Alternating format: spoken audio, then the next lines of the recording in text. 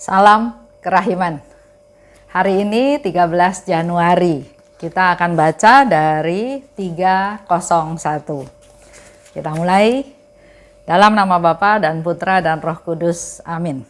301. Maklumkanlah bahwa kerahiman adalah sifat Allah yang paling tinggi. Kerahimanlah mahkota segala karya tanganku. Pendek ya, itu yang dikatakan oleh Yesus kepada Suster Faustina. Maklumkanlah, informasikanlah, beritakanlah, wartakanlah bahwa kerahiman adalah sifat Allah yang paling tinggi. Tuhan ingin dari semua sifat-sifat Allah yang Maha Esa, yang Maha Kasih, yang Maha Kuasa, kerahiman itu adalah sifat Allah yang paling tinggi. Ini dikatakan oleh Yesus pada Suster Faustina, suster yang sederhana, yang pendidikannya rendah, yang bukan teolog. Dimengertinya, dicernanya, kita bisa bayangkan ya, Suster Faustina pendidikannya hanya sampai kelas 3 SD, tapi Yesus mengatakan sesuatu yang luar biasa. Ini sifat Allah yang paling tinggi. Dikatakan devosi ini menarik banyak minat para teolog untuk mempelajari kata-kata Yesus. Setelah devosi kerahiman ilahi di-ban oleh Vatikan, di-stop oleh Vatikan tahun 1958, 20 tahun kemudian, tahun 1978, Vatikan mencabut larangan devosi ini, tidak boleh berkembang ya, dicabut larangan tersebut. Artinya devosi ini boleh berkembang dengan sangat leluasa tanpa ada halangan, tanpa ada larangan-larangan lagi. Nah, salah satu akibat daripada kejadian ini, para teolog berusaha mencari tahu tentang apa yang dikatakan oleh Yesus pada Suster Faustina. Menarik perhatian para teolog untuk mempelajari isi daripada diary. Kalau buat saya ambil positifnya adalah sesuatu yang dilarang sampai akhirnya dibuka kembali, diizinkan kembali, pasti ada sesuatu yang luar biasa. Bukan biasa-biasa saja ya.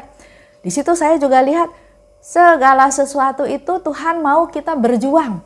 Perjuangkan kalau memang itu benar. Jadi jangan patah semangat, jangan putus asa, perjuangkan. Dan setelah 20 tahun ternyata devosi ini diizinkan untuk disebarluaskan dan menjadi perhatian dari para teolog. Kalau waktu itu tidak ada larangan, mungkin juga banyak orang yang acuh tak acuh. Tapi inilah salah satu step rahmat yang Tuhan berikan kepada kita semua, sehingga para teolog pun ingin tahu ada apa. Sesudah itu ya, para teolog akhirnya mempelajari kata-kata ini. Kerahiman adalah sifat Allah yang paling tinggi. Yesus sendiri yang katakan itu. Dan ini menjadi suatu permenungan, diskusi, digali lebih lanjut mengenai kata-kata Yesus kepada Suster Faustina. Bagaimana dengan sifat Allah yang lain? Ya, tadi yang saya katakan, Maha Esa, Maha Kuasa, Maha Kasih, Maha Mengetahui, Maha Adil, Maha Murah. Dari sifat-sifat Allah itu Yesus memberikan satu konfirmasi, kerahiman adalah sifat Allah yang paling tinggi. Karena mungkin selama ini sebelum ada devosi kerahiman, para teolog belum berani dalam tanda kutip menyimpulkan bahwa apa sifat Allah yang paling tinggi. Nah, dengan adanya ban devosi kerahiman ilahi ini, dengan adanya kata-kata Yesus ini, dengan adanya izin kembali devosi ini dikembangkan, maka inilah yang menarik perhatian para teolog untuk mempelajari. Lihat ya, kerjanya Tuhan tanpa kita sadari, Tuhan punya tujuan, punya maksud yang luar biasa tentang informasi tentang kerahimannya ini. Kerahiman Allah adalah puncak kasihnya. Puncak kasih Allah kepada manusia. Dikatakan lebih lanjut bahwa semua diciptakan dengan kasih. Demi manusia demi kebahagiaan manusia. Sasaran kasih Allah adalah manusia. Kita coba belajar ya, mengenai tentang kerahiman Allah. Sasaran kasih Allah tadi sudah disebutkan manusia. Manusia yang paling menyerupai Allah, ya, seperti kita tahu di kitab Kejadian. Manusia dari ciptaan-ciptaan Tuhan adalah yang paling serupa dengan Tuhan, yang paling hebat. Tapi juga manusia ini yang paling rapuh. Dikatakan lebih lanjut bahwa manusia tidak bisa hidup benar kalau tidak diperlakukan dengan penuh belas kasihan. Kita coba gali ya, maksud daripada kerahiman Tuhan ini. Sekali lagi saya katakan, manusia tidak bisa hidup benar kalau tidak diperlakukan dengan penuh belas kasihan. Contoh lah ya, kita sama anak-anak kita. Anak-anak waktu masih kecil nakal, kita tegur, masih nakal, mungkin kita pukul. Tujuannya supaya anak ini sadar, supaya anak ini tahu bahwa itu salah. Itu cara kita mendidik anak dulu waktu kecil ya. Begitu pula dengan kita, kalau kita berdosa, kalau kita bersalah, Tuhan tegur, Tuhan hukum, belum tentu nurut kan? Besok bikin lagi salah yang lain, besok bikin lagi dosa yang lain. Nah, di sini Tuhan mau kasih satu solusi, satu way out di mana manusia nggak bakal bisa hidup benar kalau nggak diperlakukan dengan belas kasihan. Sekarang dibalik, bukan dihukum, bukan disiksa, bukan dipukul, tapi Tuhan melimpahkan belas kasihnya kepada manusia.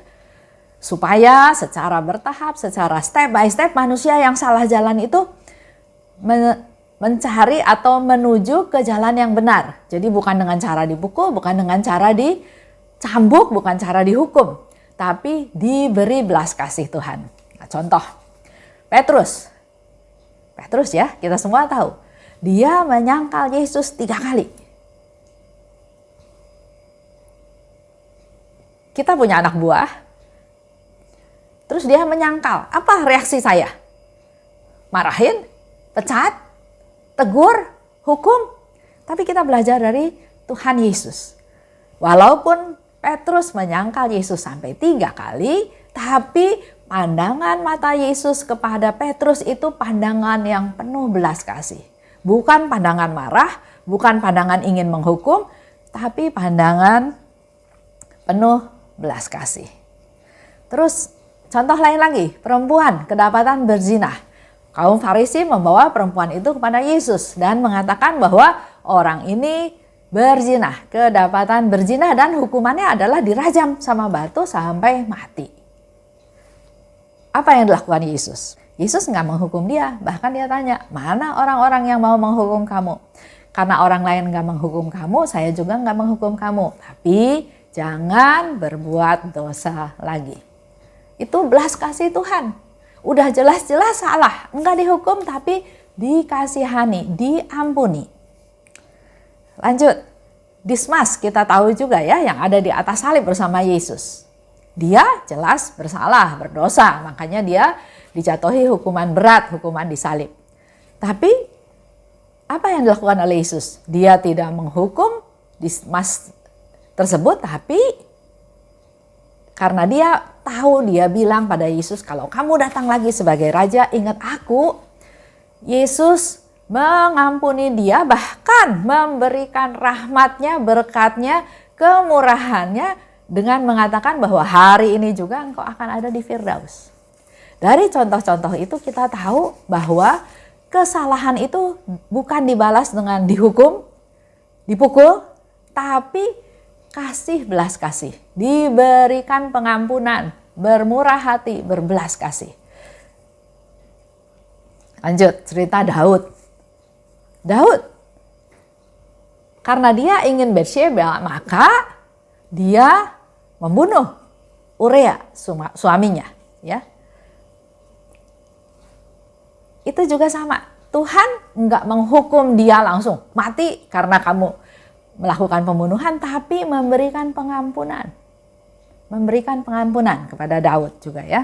Terus Kalau kita masih ingat cerita beberapa waktu yang lalu di mana ada penjaga rel kereta api yang lalai sehingga satu mobil dengan seluruh penumpang yang ada di dalamnya meninggal. Dia merasa Tuhan gak mungkin mengampuni dia karena dia berdosa berat, tapi Suster Faustina, Santa Faustina ya waktu itu, mengirim seorang pastor untuk mempertobatkan dia. Walaupun awalnya menolak, tapi Tuhan nggak pernah berhenti untuk menolong kita manusia. Tuhan terus berusaha menolong kita. Maka kita perlu buka hati, buka diri, merasakan jamahan Tuhan, merasakan sapaan Tuhan. Ya, itu salah satu contoh atau beberapa contoh di mana kerahiman Tuhan yang diberikan untuk membuat orang-orang yang tadinya salah menjadi berjalan di jalan yang benar. Nah, kembali lagi ke cerita kita sehari-hari. Kalau ada anak nakal, kita hukum, kita pukul, kita strap, ya. Begitu pula mungkin dengan sekarang, bukan ke anak-anak, mungkin ke contoh. Ada istri yang bisa membuktikan bahwa suaminya melakukan perselingkuhan. Apa yang dilakukan? Si suami dihukum, dalam arti tidak boleh keluar rumah. Hanya boleh di rumah, tidak boleh pegang uang, tidak dikasih uang, kartu kreditnya dipotong dengan tujuan supaya bertobat, supaya nggak bisa apa-apa lagi. Tapi apakah itu solusinya? Dihukum? Enggak. Suaminya merasa tidak nyaman, merasa marah, merasa saya harus melakukan sesuatu. Dia mencuri-curi, pergi. Begitu pergi sebentar, si istrinya mulai takut, khawatir, wah nanti jangan-jangan suaminya ngaco lagi. Itu bukan hidup yang diberkati Tuhan, itu bukan hidup yang diharapkan oleh si istri ini. Sampai suatu hari dia bisa merasakan kasih Tuhan, merasakan belas kasih Tuhan, dan mendapatkan satu solusi bahwa suaminya bukan dihukum, bukan ditegur, bukan dibikin susah, tapi diberi pengampunan.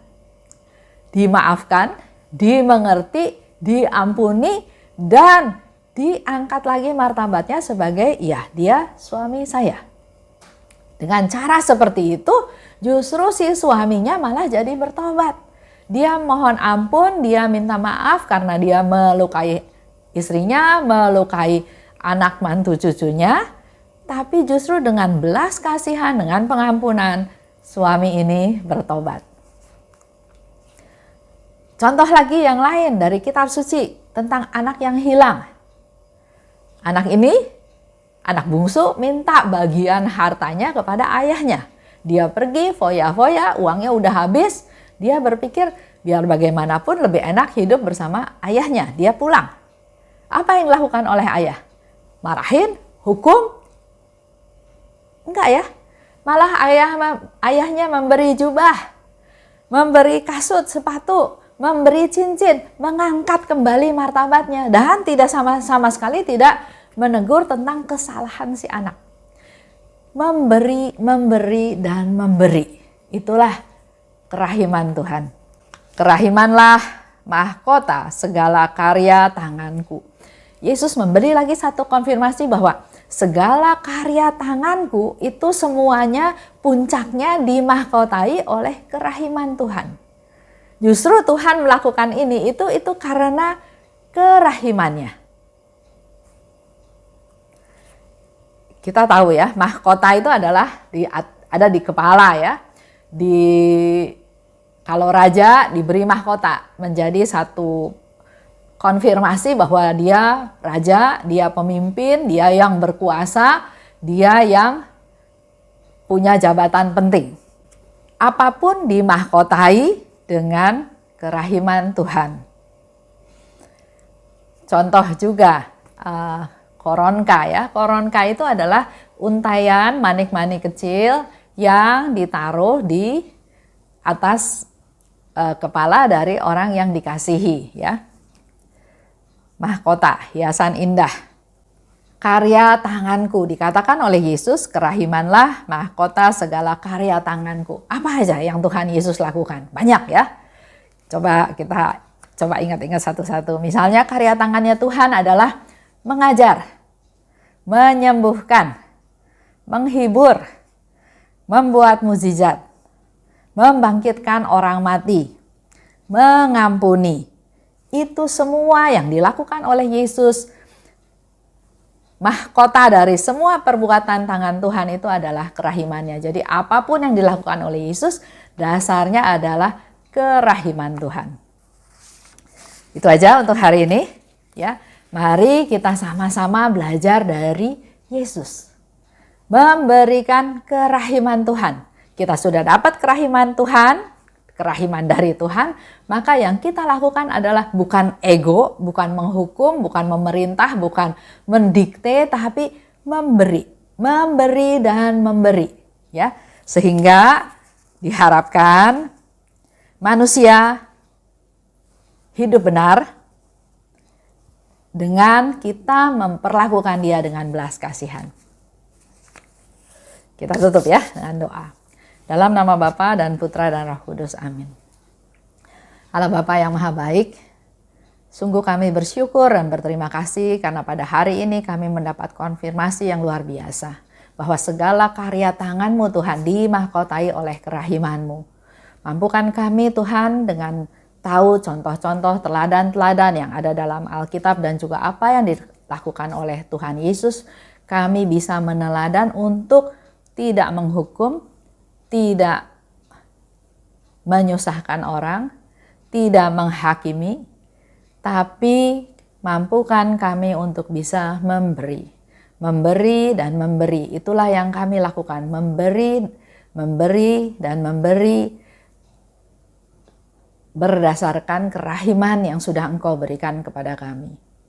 Biarlah kerahiman-Mu semakin dikenal dan kami semua bisa jalan di jalan yang benar karena kerahiman Tuhan. Amin. Dalam nama Bapa dan Putra dan Roh Kudus, amin. Salam kerahiman.